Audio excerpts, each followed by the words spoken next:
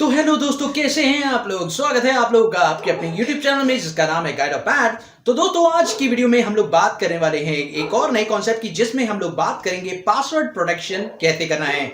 जी हाँ दोस्तों, password protection करने का तरीका आज हम लोग सीखेंगे और साथ ही इस वीडियो में बहुत सारी चीजें हम लोग को सीखनी है।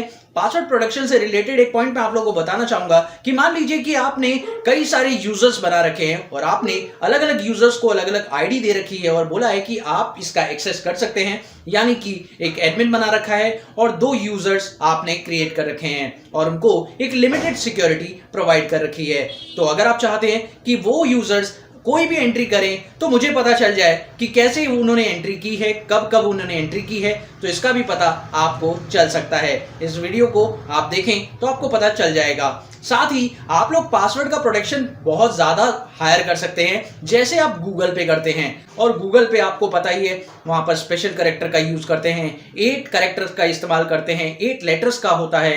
तो पासवर्ड प्रोटेक्शन जो गूगल में यूज किया जाता है, वैसा पासवर्ड आप अपने टैली पर भी सेट कर सकते हैं और आपके यूजर्स को भी पासवर्ड प्रोटेक्शन की जो पॉलिसी है उसका राइट दे सकते हैं। तो ये सारी बातें आज इस वीडियो में हम लोग करेंगे।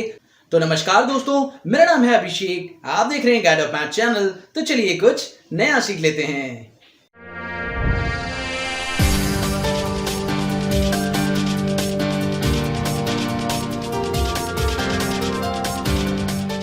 तो वीडियो को कंप्लीट जरूर देखें ताकि आप लोगों को पूरा ज्ञान मिल पाए सिक्योरिटी फीचर्स के बारे में। आइए चेक करते हैं। सबसे पहले आप यहां पर करिए ऑल्ट के और ऑल्ट के प्रेस करने के बाद आप ये देखिए यहां पर आपको सिक्योरिटी फीचर मिलेगा।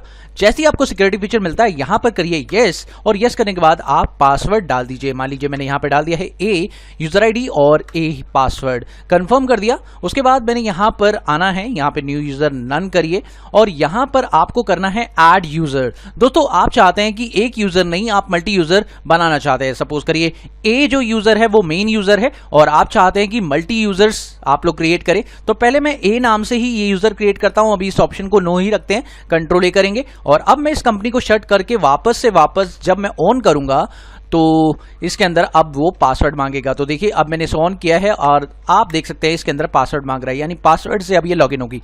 तो मान लीजिए कि एडमिन एक पर्सन है जो इस काम को कर रहा है और इसमें एडमिन को तो मैंने अलाउ कर दिया है, लेकिन साथ साथ आप लोग एक काम और कर सकते हैं। मान लीजिए आप ऑपरेटर्स भी बनाना चाहते हैं और यानी कि आप किसी असिस्टेंट को वर्क देना चाहते हैं और उस असिस्टेंट को बहुत सारी रेस्ट्रिक्शंस के साथ काम देना चाहते हैं कि वो एंट्रीज तो कर पाए लेकिन बाकी काम वो ना कर पाए। तो चलिए देखते हैं वो कैसे होगा। यानी लिमिटेड यूजर्स भी आप क्रिएट कर सकते हैं, यानी एक कंपनी में मल्टी यूजर लॉगिन कैसे किया जाता है ये भी इसमें आप सीख सकते हैं। तो चलिए देखते हैं कैसे होगा।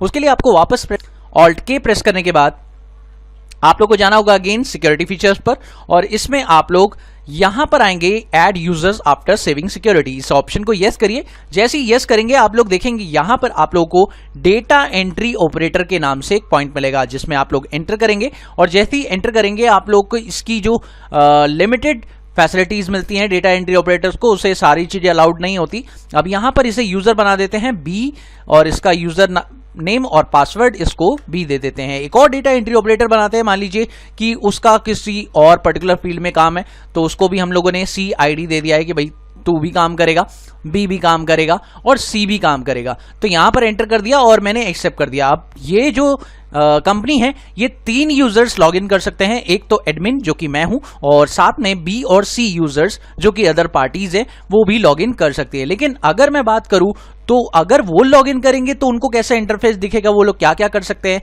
ये देखते हैं। तो दोस्तों सबसे पहले तो मैं करता हूं कंपनी को शट और शट करने के बाद अब मुझे करना क्या है, इसको मैंने दे दिया कि बी यूजर जो है उसे मैंने लाइसेंस दे दिया। अब बी को मैंने उसका पासवर्ड बता दिया तो बी ने अपना यूजर आईडी और पासवर्ड डाला और अपनी कंपनी को ओपन कर लिया। अब आप देख सकते हैं गेटवे ऑफ टैली का जो इंटरफेस है काफी छोटा हो चुका है। इसमें बहुत सारी फैसिलिटीज आपको डिसअलाउड हो जाती है और आप ये सब नहीं कर सकते।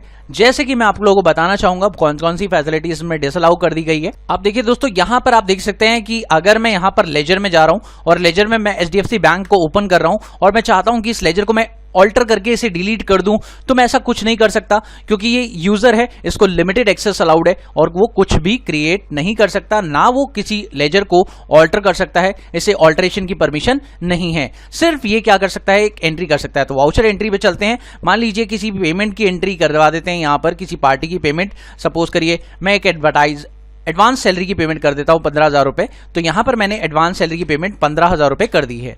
अब दोस्तों मान लीजिए ये तो ए यूजर ने कर दी, सॉरी ये बी यूजर ने कर दी। अब मान लीजिए कंपनी को मैं वापस से शट कर देता हूं और सी यूजर वापस आएगा। इस बार सी यूजर के पास चलते हैं और इस बार सी यूजर लॉगिन कर लेता है। तो सी यूजर ने लॉगिन किया और वहां पर फिर से सी यूजर ने भी एक एंट्री पास कर दी। तो सपोज करते हैं सी यूजर को भी एंट्री करवा देते हैं। मान लीजिए सी यूजर आया और उसने कोई एडवर्टाइजमेंट एक्सपेंस की जो एंट्री है वो 18,000 रुपए से कर दी। तो यहां पर उसने HDFC बैंक के साथ 18,000 रुपए की एंट्री कर दी। अब मुझे ये देखना है दोस्तों कि यहां पर किसने कौन सी एंट्री की है और कब की है। तो ये देखने का सबसे अच्छा तरीका ये है कि मुझे क्या करना होगा, ऑल्ट के सबसे पहले तो इस कंपनी को लॉग आउट करना होगा और जो एडमिन है उसे इसे लॉगिन करना पड़ेगा। तो एडमिन इसे लॉगिन करेगा तो यूजर आईडी और पासवर्ड ए और ए डाल देगा। तो एडमिन ने कर लिया इसे लॉगिन।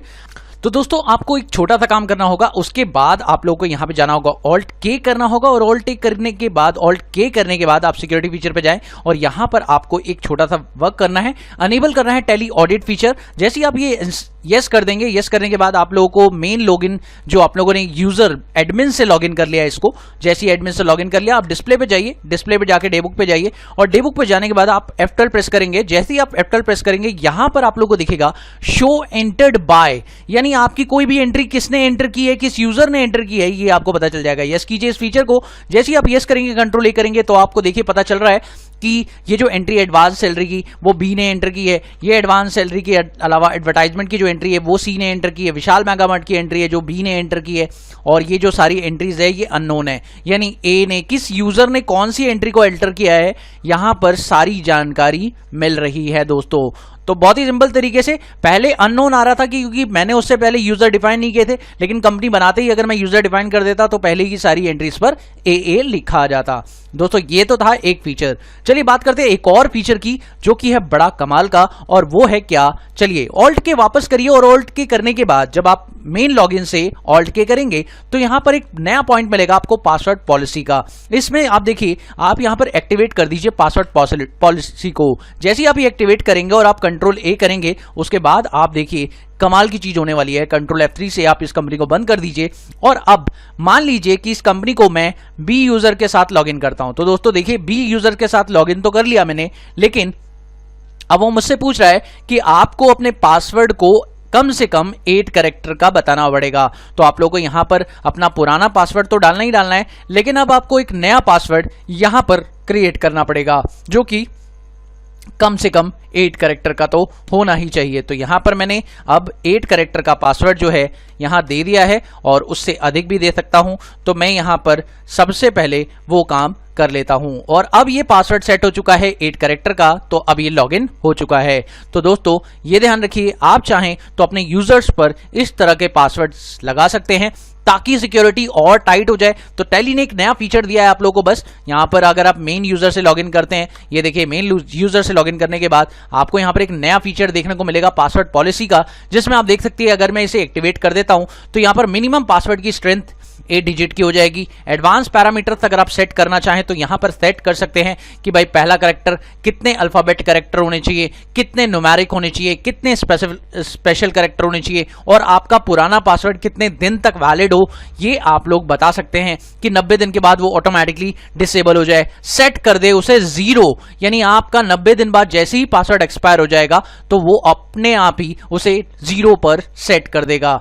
तो बहुत ही सिंपल सा पॉइंट है, ये बहुत ही अच्छा फीचर टैली ने पासवर्ड पॉलिसी का बना रखा है और इसे आप यूज करके देख सकते हैं और रिस्ट्रिक्ट कर सकते हैं यूज ऑफ ओल्ड पासवर्ड, यानी पुराने पासवर्ड को रिस्ट्रिक्ट भी कर सकते हैं आप कि पुराना पासवर्ड कोई यूज ना करे गलती से भी, ताकि लॉगिन में कभी प्रॉब्लम ना आए।